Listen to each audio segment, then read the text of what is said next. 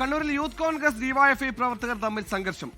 Poster നശിപ്പിച്ചെന്ന് ആരോപിച്ച് youth Congress നടത്തിയ പ്രകടനത്തിനിടെയായിരുന്നു സംഘർഷം. പ്രവർത്തകർ പരസ്പരം കല്ലെറിഞ്ഞു. ആദ്യം ദൃശ്യങ്ങളിൽ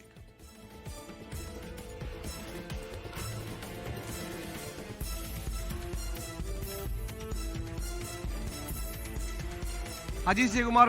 അജീഷ്, സംഘർഷത്തിന്റെ നിലവിലെ സ്ഥിതി എന്താണ് സംഭവിച്ചിരിക്കുക അവിടെ? സുഹേല, ഈ പയ്യന്നൂരിലെ പാർട്ടി ഫണ്ട് തിരിമറിയുമായി ബന്ധപ്പെട്ട് ഇന്ന് രാവിലെ ഈ KSU പ്രവർത്തകർ കണ്ണൂർ ടൗണിന്റെ പല ഭാഗത്തും ഈ പോസ്റ്റർ പതിച്ചിരുന്നു. ഈ പോസ്റ്ററുകളാണ് ഉച്ചയോടെ ചില SFI DYFI പ്രവർത്തകർ തകർത്തത്, നശിപ്പിച്ചത് എന്ന് KSU ആരോപിച്ചത്.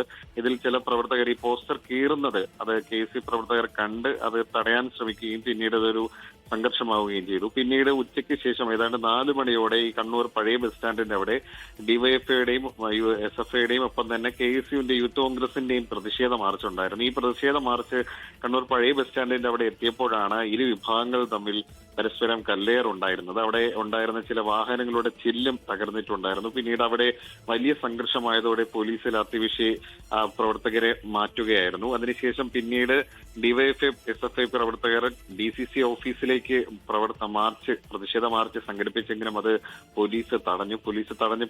പോലീസുമായിട്ട് ചെറിയ രീതിയിൽ ഉന്തും തള്ളും ഒക്കെ ആയിരുന്നു. എന്തായാലും DCC ഓഫീസിലും ഒപ്പം തന്നെ CPMന്റെ ഓഫീസിലും ഒക്കെ തന്നെ ഇപ്പോൾ കനത്ത പോലീസ് സുരക്ഷയാണ്. വീണ്ടും സംഘർഷ സാധ്യത ഉണ്ടെന്നാണ് സ്പെഷ്യൽ ബ്രാഞ്ചിന്റെ അടക്കം റിപ്പോർട്ട്. ശരി, ഡിവൈഎഫ്ഐയും യൂത്ത് കോൺഗ്രസ് പ്രവർത്തകരും തമ്മിലാണ് സംഘർഷമുണ്ടായത്. അജീഷ് ജയകുമാറാണ് വാർത്തകൾ വിവരങ്ങൾ നൽകിയത്. ലോകത്തെവിടെയായാലും ഏത് സമയത്തും 24 വാർത്തകളും ഓഗ്മെന്റഡ് റിയാലിറ്റി പാക്കേജുകളും എക്സ്പ്ലെയിനറുകളും വിശദമായി കാണാൻ ഞങ്ങളുടെ YouTube ചാനൽ നിങ്ങൾക്ക് സബ്സ്ക്രൈബ് ചെയ്യാം.